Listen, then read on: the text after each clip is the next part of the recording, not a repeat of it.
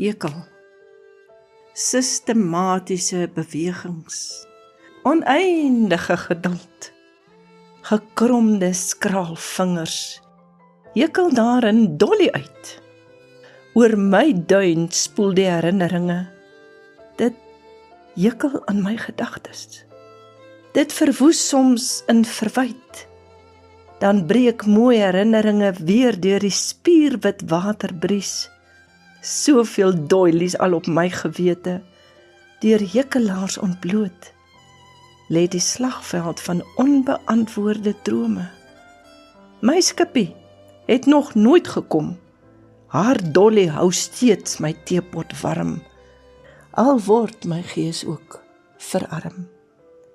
Geskryf deur Teerlag, gelees deur Margaret.